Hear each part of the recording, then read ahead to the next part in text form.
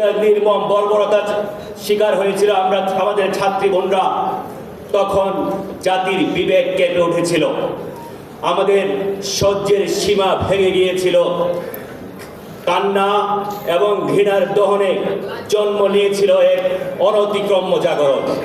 সেই জাগরণ শুধু প্রতিবাদেই আমাদের সীমিত থাকেনি, সেই জাগরণে আমাদের মধ্যে একটি দীপ্ত শপথ জন্ম নিয়েছিল।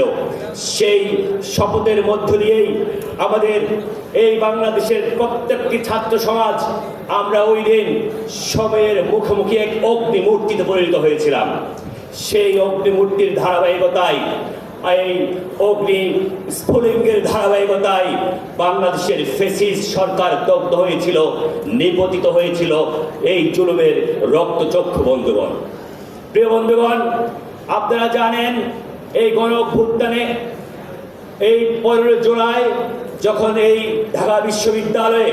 ঢাকা বিশ্ববিদ্যালয়ের পবিত্র প্রাঙ্গণে যখন আমাদের ভাই বোনদের উপর আঘাত করা হচ্ছে, ঠিক তারপরেই বাংলাদেশ জাতীয়তাবাদী ছাত্র দল আমরা আমাদের মিছিল বের করেছিলাম।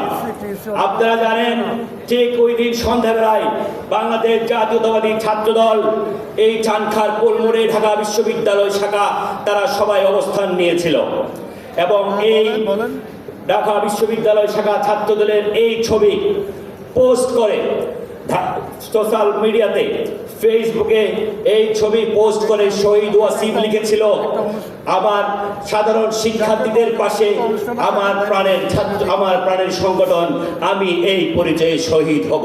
ঠিক তার 16 ঘন্টা পরে 16 জুলাই শহীদ ওয়াসিম, ছাত্র দলের প্রথম শহীদ ওয়াসিম চট্টগ্রামে শহীদ হয়।